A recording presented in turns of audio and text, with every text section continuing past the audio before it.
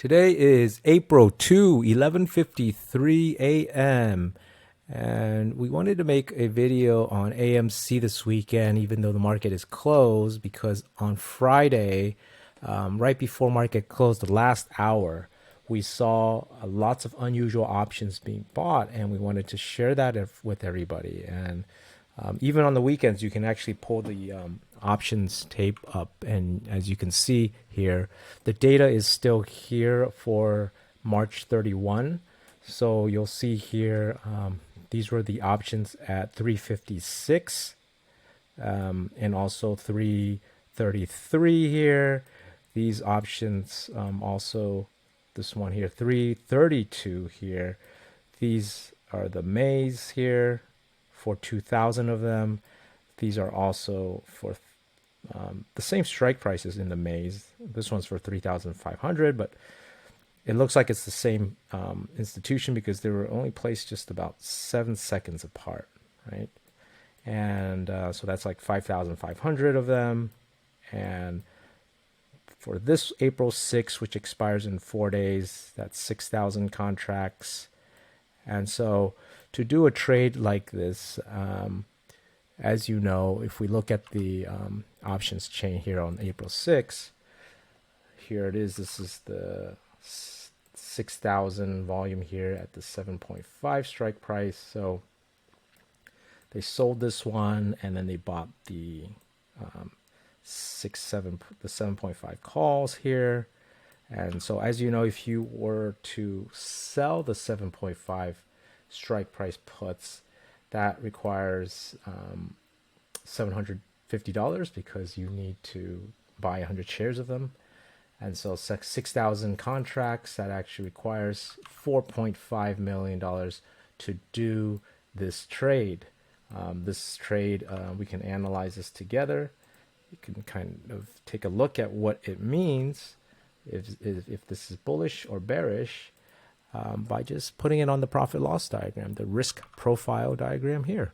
And so you'll see here we're at $5, and as the price goes up, the profit actually goes up.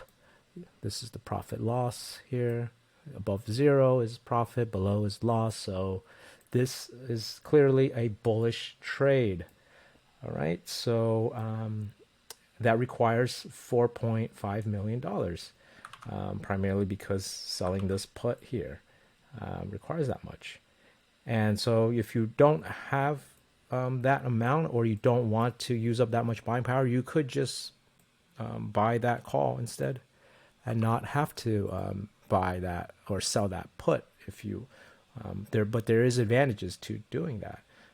It does look like some people did just buy the calls. You could see here that on the call size there's 6,426 of them, and here on the put side there's 6,000. There's about 400 more volume on this here, which could have been just people buying the calls and without selling the put because they didn't want to use that buying power. Same thing with the other spread. If we look at the one here for these Mays, which actually requires even more buying power here, you could see that selling the 13 puts here, which is, we'll take a look. Here's the options chain on May 19th. This is the 13 strikes. So you'll see here 5,500. This is the total amount. So actually nobody except these unusual options were selling it. However, over here there was there's 5,605 of them. So there's 105 contracts more that were buying the calls here. So they just bought the calls instead. And so to put on a trade like this, selling the 13 strikes, that's 100 shares. So you need 1,300 per contract. There was 5,500 contracts. That requires $7.15 million to put on. So that's also a very large institution putting on this trade. And if we check to see whether or not this is bearish or bullish, we can analyze this together and take a quick look. Let's turn this one off. And you'll see here for the maze, it's also bullish. It profits as it goes up. And if you notice, the reason why they sell these puts instead of just buying the call is that as time goes on, the theta is positive and they will actually be more profitable. There is no theta decay for them, and that's why they prefer to, instead of just buying the calls alone, it is more advantageous to sell that put and then buy that call because the theta is very positive. You'll see here a positive theta. There's no decay like you would have if you were to just buy the calls without having to spend that large buying power.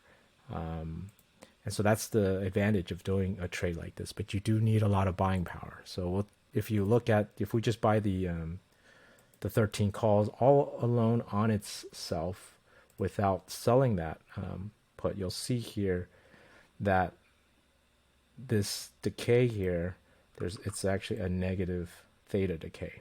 And so as time goes on, the value of these options will be decaying rapidly because that's how call options are.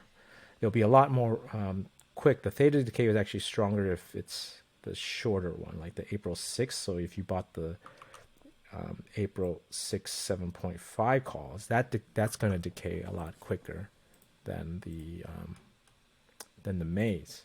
So that's something to keep in mind. So like this one, you'll see that the theta decay here.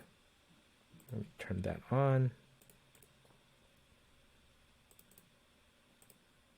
And make sure we get the date within range. So we have tomorrow be that date, and you'll see the theta is actually -2. So that's the reason why. And if you look at their trade and you take a look at their theta, it's actually not -2. It's a 7. That's a very positive theta. So that's why they do this trade where.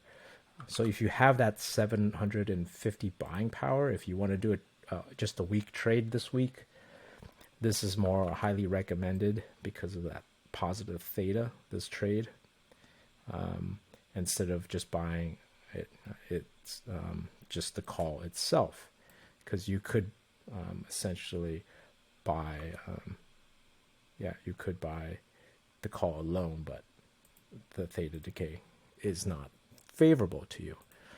Okay, and also just technically, if you look at the